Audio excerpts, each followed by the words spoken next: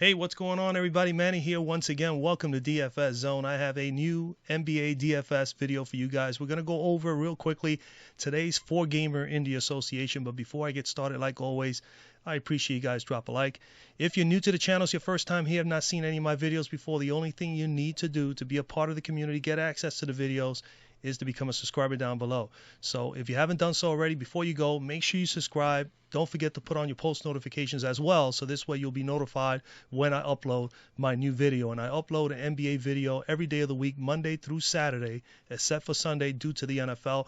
But when the NFL is over, we will actually be having Sunday videos as well. So all week long after the NFL season and all the way through the entire NBA season. Okay. Also on this channel, I do a weekly drawing. I give out my player pool for the 5, 6, 7 days of the week, depending on the size of the slate. If it's a 3-game slate or more, you will get that same player pool that I have, that you will be able to also have access to my Patreon page. So if you want to join my team, DFS Zone, Team DFS Zone on my Patreon page, you can definitely visit that on the link in the description of my video. I do have a player pool for every event, every slate, every main slate of the week. The longest is 3 games or more.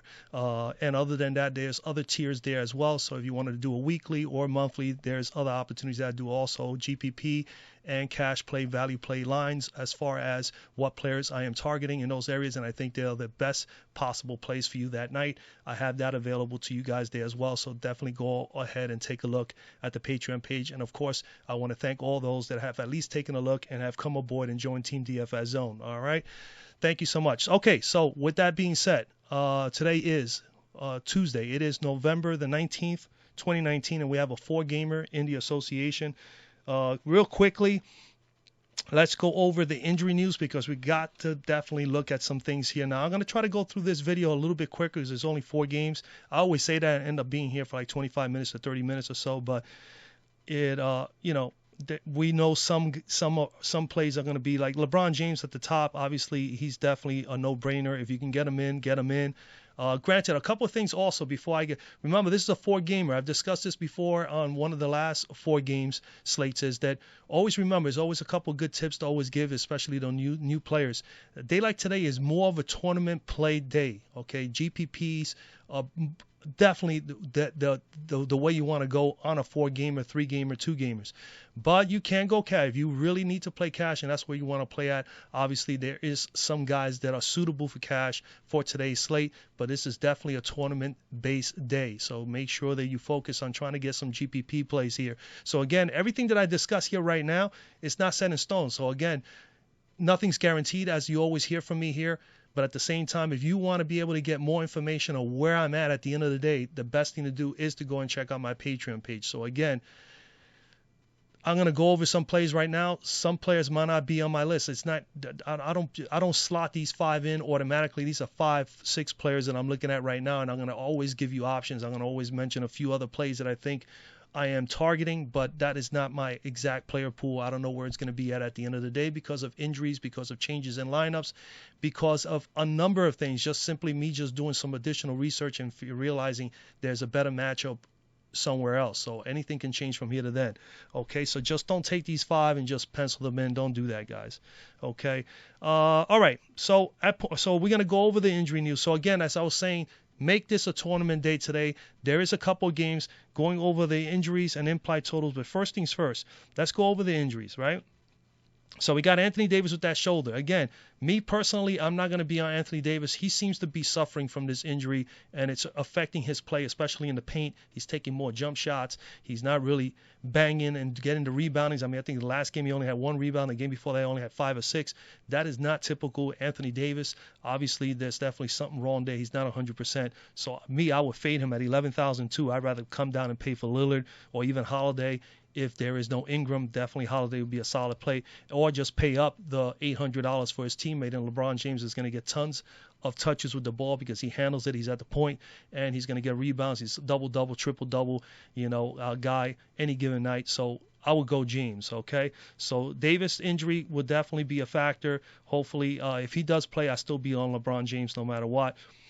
We're coming down here. The situation with Brandon Ingram is big too, because if Brandon Ingram plays, I will probably be a little bit more hesitant to not play Drew Holiday, just simply because we know that Ingram, especially if he's healthy and he's going to play with no restricted minutes, he is the one who's been really leading this team offensively this year and has the highest usage rate as far as taking as many shots. So again, that will hurt Holiday as far as his usage and the amount of shots he's going to get. And then, of course, if Lonzo Ball plays, that's going to be even more of a factor. It'll be more of a balance and more of a better game for New Orleans to pull out and win. But I would not be targeting Holiday at $9,000. Now, he's not a bad play at $9,000. It's slightly a little overpriced, but that's so much so because of the matchup.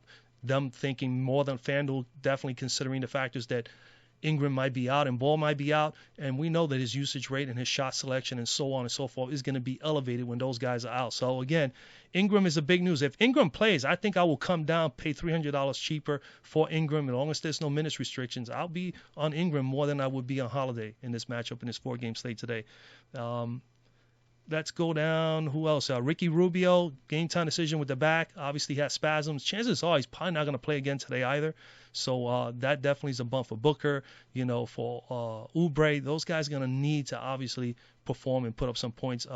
Carter will get the starting nod and get his minutes. So those are the guys you're looking at there. Lonzo Ball, the same thing I already mentioned. It'll be I could live with Ball with Holiday in the matchup today against Portland and still have some Holiday. I still would not make him a core, but I would love Holiday more today, and he'll probably be more popular as well. So we always got to look at that as well today if Ball and Ingram are out. And of course, if those guys are out, there's a slew of guys that you got to consider. You got to consider Kenrich Williams. You got to consider Etuan Moore. Those guys have been getting minutes up front. They're depleted up front too, with no Favors and no Okafor. So then you got Jackson Hayes there. So there's some value there for New Orleans if those guys are out. And what other critical injury?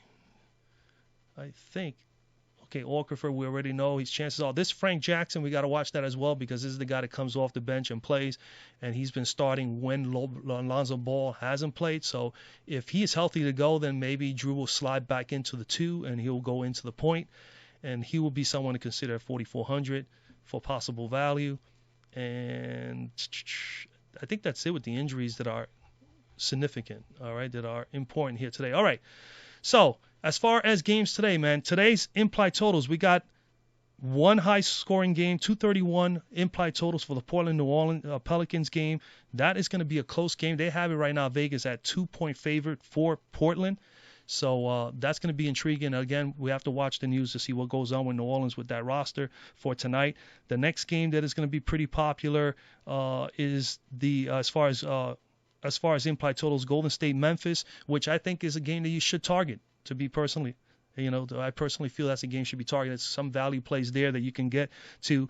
You got a 222 implied total there with Memphis at 114, and they're favored by 6.5. Then the third game is Phoenix-Sacramento is only 218.5 with Sacramento at home favored by 2, and then the Lakers are favored big. They have an implied total of 110.7 while OKC is at 99.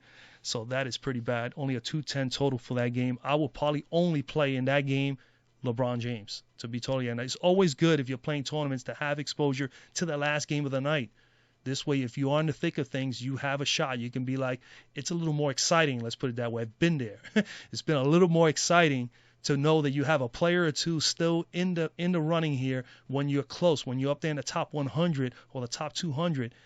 It's pretty intense, and it can be also pretty nerve-wracking too as well. So trust me, I've been there a few times over the last year and a half, and it's pretty exciting. So you definitely want to always have some sort of exposure to the last game of the night. And in this game here, I don't see myself having much of OKC. Maybe Nolan Noel I have an interest in coming off the bench because he's a shot blocker, defender. In that game, I think he could be popular. I mean, for me, he'll be someone that I will be considering. And then, of course, LeBron James for the Lakers. So that's where I'm looking at. But I'm definitely targeting the other games. Okay, I think those are the games you have to target. So, all right, let's go over where we at real quickly as far as plays. So at point guard today, you got Damian Lillard at the top at 9,800. You got Morant at an 8,400. Morant's price is up, and there's no, again, it's a small slate. They're going to boost up the pricing on some of these players. Lillard is under 10,000, so that is good because Lillard is a 10K player just about 4 games ago because he's had this downward trend that he's been playing as of late. He's been playing poorly just simply because his shots are not going down. But Lillard is the kind of guy, a lot of usage, a lot of shots. We don't have to discuss a whole lot about him. We know that he's capable of putting up 60 fantasy points any given night.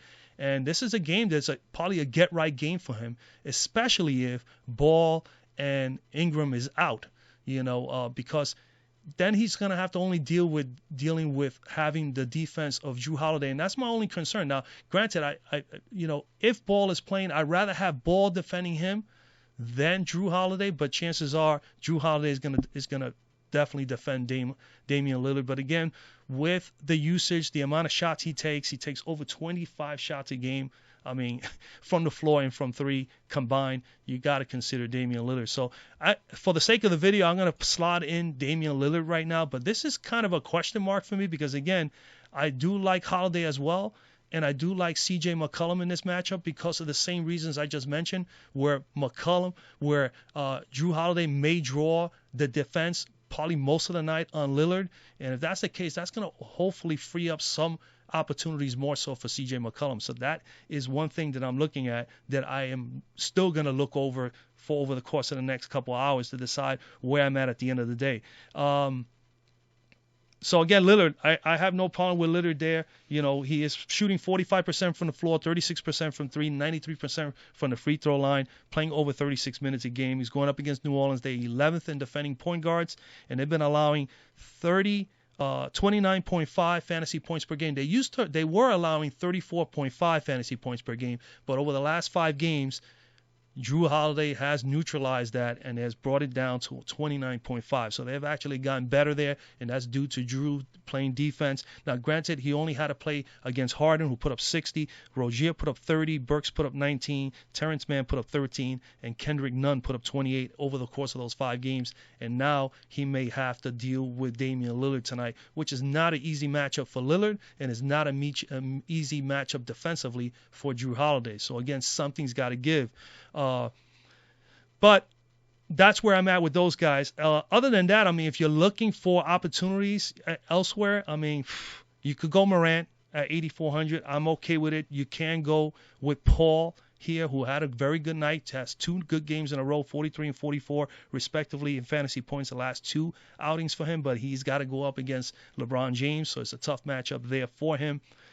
I'm leaning towards maybe coming down, maybe having a little exposure, at least right now at the moment, for Bowman at 4,700, in the matchup against Memphis. And then I also think that you got to consider possibly Rajon Rondo here or Frank Jackson if he plays. Rondo played 40. He's played 23 minutes last night. What did he play? 23 minutes?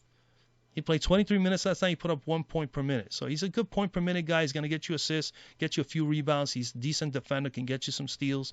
Rajon Rondo can be a possibility coming off the bench. I do like him as well. Frank Jackson, if he plays, he gets normally about 20 minutes or better, can get you in the high 20s. He will be an option. Not really a lot of people, not a lot of choices here at shooting guard today. So if you're not paying up for Lillard, you got to consider Morant.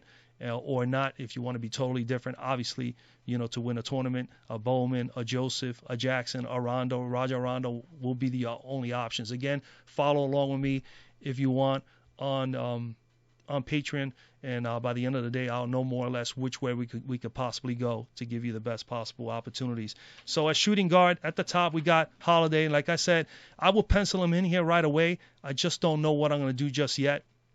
But Holiday, again, the key question here is Ball or Ingram playing or both? And like I said before, if Ingram is playing, I would definitely be a little bit hesitant about playing Holiday as a core play tonight in the matchup where he's probably going to get drawn. He's going to probably draw C.J. McCollum as opposed to anyone else to defend him, and it's going to be much more difficult. I don't mind him having C.J. McCollum with no Ingram on the floor because we know he's going to have to be in the offense.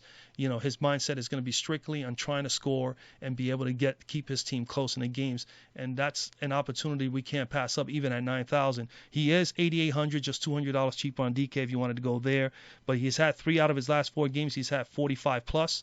He has also drawn in a 65 spot during the course of that time. But again, remember the last 4 or 5 games, he's been playing without no Ball, without no Ingram, and obviously he has been able to take advantage of that. But if you want to come down, I think guys that I'm really targeting, I'm not on Booker, even though he's on the front end of a back-to-back.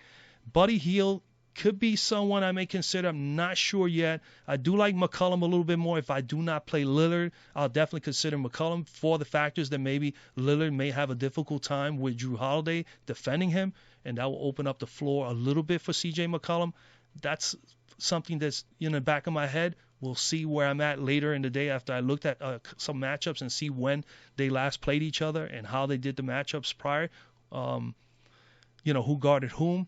Over here, Alexander, 7,300. His price tag on DK is better, so I will probably consider. If I'm not going to pay up, I'm going to definitely come down here. Two guys that are standing out for me are Dillon Brooks and Alexander Walker. And this is all based also if Ingram plays or Ball, if Ingram or Ball out. Alexander Walker, the rookie, has been getting some action. He will be someone to consider. Dillon Brooks, I kind of am intrigued a little bit, so I'm going to slot him in there for now. His game log, 18 minutes in the last game. This was a blowout. This is a blowout loss to Denver. So he didn't play. He only played 18 minutes, only had 4 points, 1 assist. But before that, he has gone 29 fantasy points in 3 straight games or better, and he played 28 minutes or better in all 3. And he had 22 20-point games. Now, granted, he doesn't put up a whole lot of other things. He doesn't do a lot of rebounding and assisting. He can get you peripherals. He can get you some steals and blocks, which it's a bonus here, considering that he's not a big rebounder or a big assist guy. So, but again, the matchup is a pretty good one for him. Golden State is 25th in defending shooting guards. They've been allowing 29.5 fantasy points per game, and I also like the factors that he has at least capable of getting you close to 40 fantasy points, so he has some upside at that 5,300 price tag. You need pretty much 26 on DK. He is 4,500, so DK is definitely someone you got to at least consider. At 4,500, you only need 23, and he's averaging 24 already, so he's actually right under his average. That's pretty much where I'm at right now as far as shooting guards, so you can pencil in here, at least for the sake of this video, Dillon Brooks.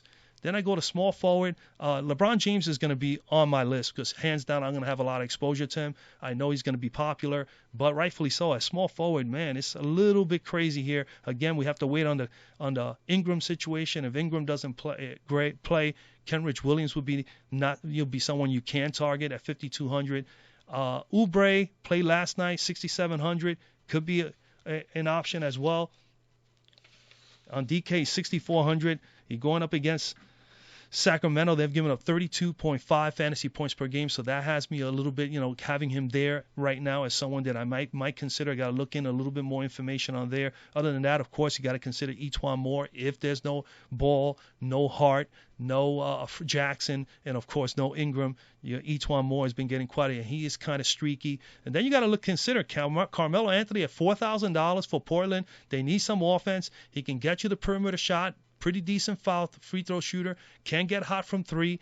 We don't know where he's at physically. I don't know if he's going to play, but if he does play and he's slotted to start or at least come off the bench and play 20 minutes or so, at $4,000 doesn't hurt to throw the slot, to just put him in a few GPP lines. Why not? So not a whole lot. It's slim pickings here, to be totally honest with you. Other than Williams and Oubre, I really am not liking a whole lot of the other guys. You could go Glenn Robinson in this Memphis game. You could go Crowder if you wanted to. If I'm looking at 5 and 4,900, I'd rather come down to 4,500 of Rodney Hood, who's been playing more than enough minutes. And then other than that, it wouldn't hurt to at least take a stab at Carmelo Anthony. And maybe Little here, who has been playing well at almost bare minimum, $3,600. He's probably the lowest guy you can go with here at small forward, who's been playing, over 20-some-odd minutes a game? Yeah, he's playing 22 to as high as 31 minutes. A little choppy, but he's playing some minutes.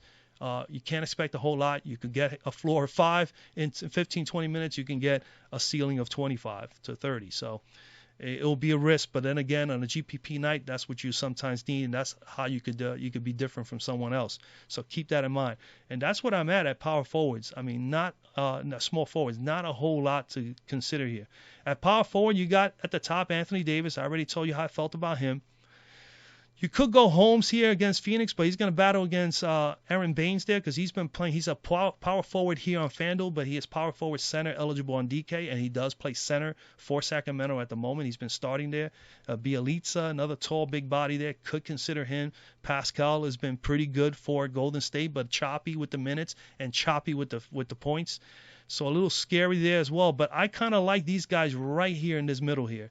Kuzma, Saric, Kaminsky, Melli, and Noel. And to be honest with you, I like Saric and Noel the most out of the two, and I'm going to tell you why. Dario Saric is 5,300. He is 5,500 on DK. Obviously, he's okay on either one of the two for a 4-game slate. I wouldn't mind him at all on DK. Definitely prefer the price on FanDuel. But 28 plus minutes for him. At 5,300, you need pretty much 26, 27, and he's averaging 25. And as you can see, his numbers over the last 3, he's been averaging above that, so he's trending upward in fantasy point totals. His minutes have been good. As you can see, 28 or better, as high as 34 minutes. His field goal percentage is at 44%, and he's shooting 39% from 3, taking 11 to 12 shots a game over the course of the last 3 games, 5 to 6 threes, and he's burying them at a very good clip. The other thing that I also like here, his usage rate is 17% on this team, which is not too bad for a guy that starts and sometimes comes off the bench, but he's been starting, and he's taking that many shots. Can get you 35 to 37, as you can see, at 33 here. He got as high as 48, so he's got upside. His upside is way better than Kaminsky's. So between the two, because they both play with Phoenix, they complement each other coming off the bench. Him being a better three-point shooter and spreading the floor a little bit more than Kaminsky. Granted, Kaminsky takes threes as well, but looking at Kaminsky's numbers, he's shooting only 26% from 3, and in the last few games, he's only been taking 3 to as many as 4 in some of the games and not shooting at a higher percentage rate than Saric. Also, his field goal percentage is also slightly lower than Saric, 40% to Saric's 44%. He is playing 24 minutes plus a game. Saric is playing 28.5 minutes or better. So again, I like the minutes. I like the factors that he can get you rebounds and steals. Granted, both of these guys do rebound fairly well. But Saric with a better field goal percentage, better shooting percentage from 3, also not bad from the free throw line, and as well as can rebound and get you a couple little peripherals like some steals and some blocks time to time. But I like the factors that he's a 3-point shooter and he can get very streaky and hot. So that's one of the reasons why I would consider him. He has a 21%, Kaminsky has 21% usage rate when he's on the floor. He is shooting 40 and 26, like I said, in 24 minutes. So again, I will go with either or. I do like Saric here more so. Melli here has been playing quite a bit of minutes too as well. And of course, that's all due to the injuries up front for New Orleans. He may still obviously get his minutes, so he is an option. He is 4,400. You need 22 to meet value. He's 4,400 on DK as well. He's shooting 46% from the floor, 39% from 3, which is excellent. Doesn't take a ton of threes, but he has been taking the threes. He has, in the last 2 games, 8 to 9 shots. He took 8 shots in the last game from the floor, 9 shots the game previous, and he has taken 5. He was shot 5 of 7 from 3 in the last game and 3 of 7 the game prior to that. Again, the guy can get you a couple of rebounds. He's not big, with assists, as you can see. He can get you a couple of rebounds. As you can see, he got 5 in the last game, actually 3 assists. He had an overall 2 good solid games against Golden State and Miami. Surprisingly, against Miami, he did this well. He's a guy here that, again, up front, Portland, not the strongest up front. This is an opportunity for him to do well. You can consider him as well. And I do like Noel here as well, 4,200. What I like about him is he's just a defensive guy, comes off the bench, puts you 17 to 20 minutes over the last 3 games. And as you can see, 7 points, 8 rebounds, gets you a couple assists, and then he brings all the good stuff, man. The fantasy point totals we love, especially here on FanDuel. 3 blocks, 2 steals. He's had 2, 4, 6 steals and 6 blocks over the last 3 games. And, of course, that can make the difference in getting good value out of a guy and get 36 fantasy points in 20 minutes with only a price tag of 4,200. You only need 21. He is an option as well. So I'll probably be having a mixture of these guys. Get a couple of solid players there, build a core of 4 or 5 players, or maybe 6 players, and then basically sprinkle a little bit of Melli, a little bit of Kaminsky, a little bit of Saric, in each different line, and a little bit of Noel. And maybe, just maybe, I might be able to have that core lineup that just definitely does well. And these guys, these other additional players get me to the position where I can finish in the top 100, 200 in a tournament and basically cash with 3 or 4 different lines just because I got a nice, good, strong core with these players rounding off the line. So, again, that's the way you can go there at power forward. I think those guys are options. At center, Whiteside obviously stands out here, 8,200, you need 41. His price, I'm not high on him here on FanDuel, but his DK price is crazy. 6,300 for Hassan Whiteside. That's only a 30. You only need 32, pretty much 33 fantasy points to me value there, and that is absolutely. He's $1,900 cheaper on DK, folks. Man, this is a good double guy. I have no problem with sprinkling him in some of my quarter, GPPs here today. I don't think he'll be a core play, but I think he's a solid play. But for DK, I can consider him a core play for me there at that $6,300 price tag. That's a nice price for him. He's getting over 29 minutes pretty much a game on a regular basis, 26, 27 or better. And as you can see, he's 29 or better in 3 games. Now, granted, in between here, he's had 5 out of his last 8 games. He's been at least 40, 41 points or better, which right here will be really close to this price tag of 8,200. He's only averaging 35, so if he's at 35 or better over the last 4 or 5, he will be more appealing to me because that's what I look for. And obviously he's only had 143 spot during the course of that, but at that price tag on DK, he only needs 32, and 32 is a little bit more appealing, knowing that he can get you 29 to 30, and he can have a upside of at least almost 50 with a 40, 45, 50. So Whiteside, definitely someone to consider. I would say more so on DK. I'm going to pay down, probably go with Baines again. He's on the front end of a back-to-back. You can go cheaper. You can go all the way down to Jackson Hayes. It is a tough matchup going up against Whiteside because what Whiteside brings is that he's pretty good defender. He can get you blocks, steals.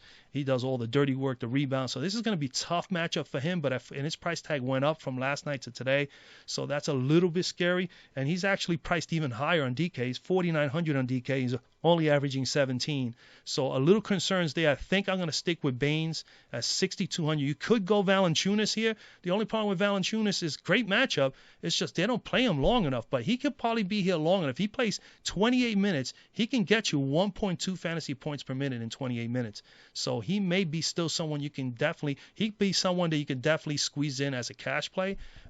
He can actually smash here as well. You only need 38, but my concerns are it's just the minutes. It'd be nice to see him get 30 plus minutes a game. He could definitely give us 1.3, 1.4 fantasy points per minute.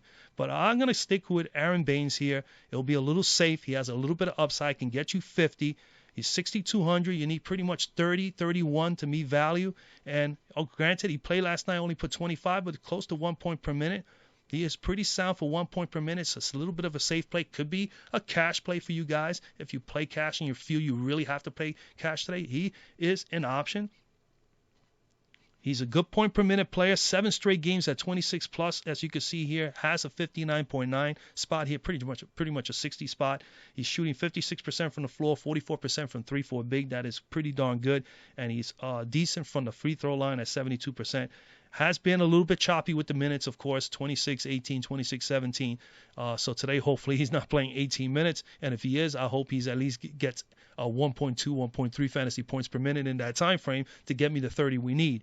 But I think, he's just in a good spot against Boston, where right now Boston don't know where they're going to go with their center spot yet. They haven't given it to Williams yet. They haven't settled in on Cantor. Daniel Theis has been playing there as well. It's just so much moving parts. But Baines is at least settled in. We know that he is the center for the Phoenix Suns for now until DeAndre Eaton comes back from suspension. But again, this is a tough decision for me as well. I could go Steven Adams here against the Lakers. He is definitely an option. He can get you a point per minute as well at 5,700. Again, nothing is set in stone. Like I said, don't just go and just put these guys on there. Let's see what I have at the end of the day. Again, if you want to follow along, just make sure you go to my Patreon page. The link is in the description down below. Look at the tiers. Sign up, man. Be a part of the team. And then I will share with you at the end of the day what I believe are the best GPP, cash, value plays, as well as who we can actually target as possible core plays. All right, but a lot of moving parts here. We got to wait on some of the injuries. It's a little bit tricky right now. Not the greatest of slate, not too many value and not too much that I really like out of this actual 4-gamer here today. But we will always keep grinding, because that's the most important thing. The grind is real. The grind continues. Again, man, I wish you guys a lot of luck. Again, if you want to be a part of the giveaway, the only thing you have to do is drop a like, comment down on the video down below. Make sure you are subscribed to the channel. Check out the Patreon page, man. Sign up for one of the tiers. The prices are reasonable. You will be able to get that money back in no time, to be totally honest with you. You're not going to lose every single night. I'm going to give you some solid, sound decisions as far as players are concerned. It's going to be all on you to mix and match and decide what lines you like. But at the same time, you can always ask me any questions you want. I'm always open to that. And that's basically it, man. Again, wish you guys a lot of luck. I'll see you guys tomorrow.